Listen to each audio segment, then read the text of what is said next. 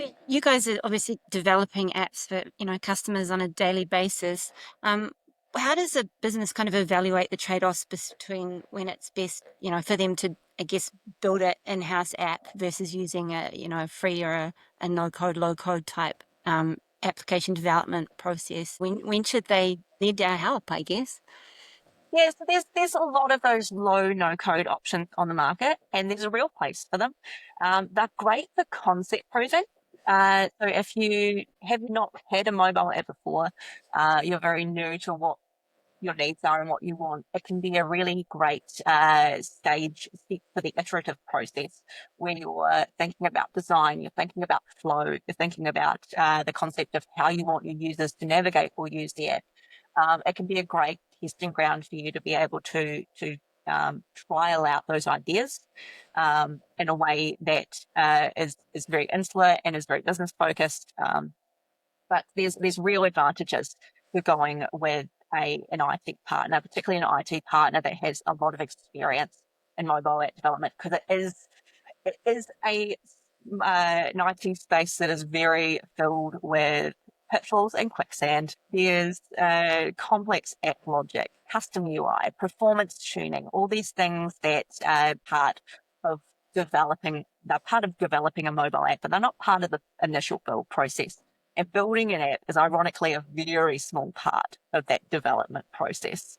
Design, user experience enhancements, testing, deployment, maintenance, app store reviews. That's the areas where having that specialist assistants who are experienced and have seen an abundance of ways that it can trip you up can be make or break with the app journey. And Hamish himself and Philip have both seen those problems arise. Yeah, I like the mention of App Store reviews. That quite often it can be a hiccup and a real sticking point, and that you don't get that as part of the bundle when you build an app in a low code environment. It doesn't come with that. The other one that quite often comes to mind for me, because I quite often I'm that guy that thinks about unplanned work and trying to avoid it and think about our whole DevOps process, is that being able to deploy it again and again, and then being able to make that process easy, and then how do we debug the code if there's a problem? How do we work through it? How do we work with it? We need to make sure that that part of the process is is quite well refined. And I think the reason for that is because I was probably going to get onto our next subject a little bit here, but the reason is that you want to be responsive to what your customers' needs are. And if you can't do that, then you can't be responsive to their needs, and then the lifespan of the app becomes a whole lot shorter, and you put all that investment in, but you didn't get much out because you couldn't keep it going.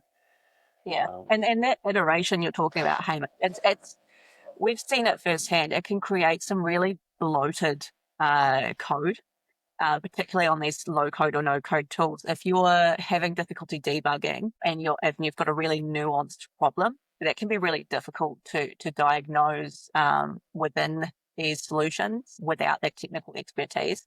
And so what you end up with is quite a bloated solution that can have real performance drawbacks, but also just makes it really hard to maintain. but I got to say one more thing. I think some of those low code options are getting closer to being almost viable. So I think it's a real good space to keep a watch on. And even as us as consultants, we're keeping our watch on it too, because we want our lives to be as easy as possible so that we can give customers as much bang for buck, basically.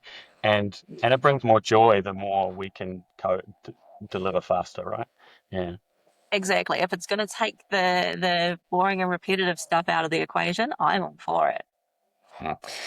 And I'm observing the two different teams, mobile and web teams on it. There's some special things on mobile. So teaming up with someone that has a few battle scars, definitely it makes sense.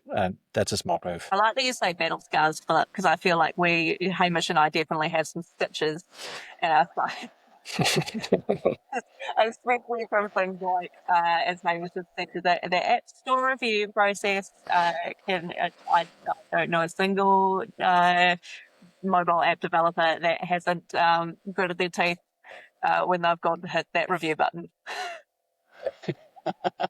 I started thinking about broken bones, but I don't think it's worth going that far. I would say maybe a few sprains along the way. That's our experience. We know the height that we can jump.